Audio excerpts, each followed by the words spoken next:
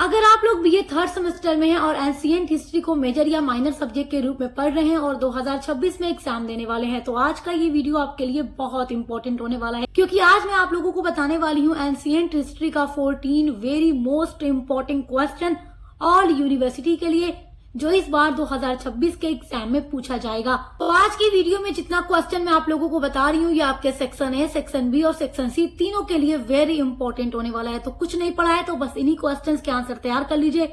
चलिए वीडियो को स्टार्ट करते हैं। तो देखिए, आपका फर्स्ट वेरी इंपॉर्टेंट क्वेश्चन है, कश्मीर नरेश ललितादित्य मुक्त पीढ़ की उपलब्धियों का मूल्यांकन कीजिए। ये क्वेश्चन आपके लिए बहुत ही इम्पोर्टेंट है और आपको ये बहुत अच्छे से पढ़कर जाना है। मैंने आपसे पहले ही कहा है कि अगर आपने कुछ भी नहीं पढ़ा एग्जाम के लिए तो केवल जो 14 क्वेश्चन मैं इस वीडियो में बता रही हूँ आपको वही पढ़कर चले जाना है। आपके तीनों सेक्शन की तैयारी यहाँ से हो जाएगी। आपका सेकेंड वेरी इंपॉर्टेंट क्वेश्चन है, प्रतिहार शासक वत्सराज की उपलब्धियों का मूल्यांकन कीजिए। देखिए, जितने भी अलग अलग शासक होते हैं ना, उनकी जो उपलब्धियां होती हैं वो बहुत इंपॉर्टेंट होती हैं, तो उनके बारे में आपको जरूर पढ़ना होगा। तो ये सारा क्वेश्चंस जो मैं आपको बता रही हूँ पिछले 3, 4, 5 सालों से एग्जाम में लगातार रिपीट हो रहा है अलग अलग यूनिवर्सिटीज में।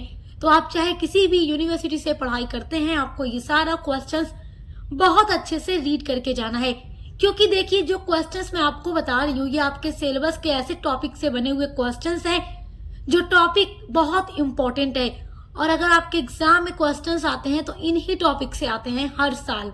आपका थर्ड वेरी इंपॉर्टेंट क्वेश्चन है, गढ़वाल वंश के राजनीतिक इतिहास के विषय में संक्षेप में वर्णन कीजिए। This is very very important question. Garhwal वंश के राजनीतिक इतिहास के बारे में जरूर पढ़िएगा। ये क्वेश्चन आपका वेरी वेरी इंपॉर्टेंट क्वेश्चन है। आपका फोर्थ वेरी इंपॉर्टेंट क्वेश्चन है, कलचुरी कोक्कल फर्स्ट की उपलब्धियों का वर्णन कीजिए। तो कलचुरी कोक्कल जो फर्स्ट थे, प्रथम थे, उनकी क्या क्या उपलब्धियां हैं, उनकी उपलब्धियों के बारे में आप लोग जरूर पढ़िएगा।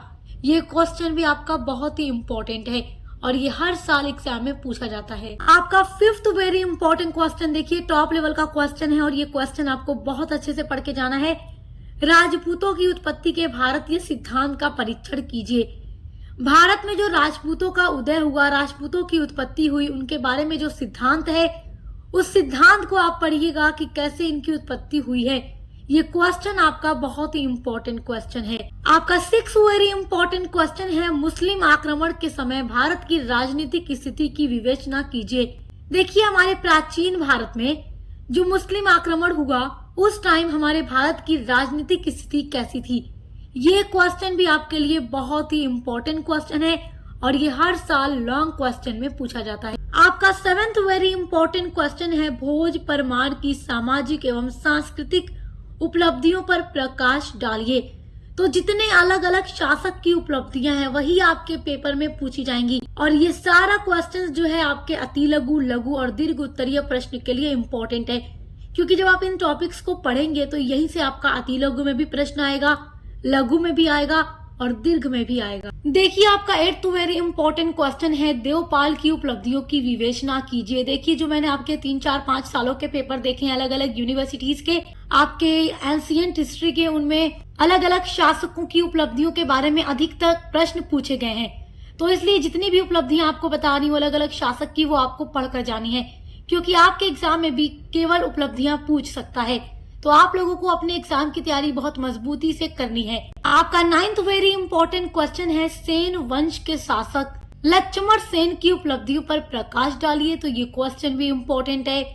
क्वेश्चन नंबर 10 आपका, देखिए ये क्वेश्चन बहुत इंपॉर्टेंट है, राष्ट्रकूट शासक अमोघवर्ष प्रथम की उपलब्धियों पर संक्षेप में प्रकाश डालिए।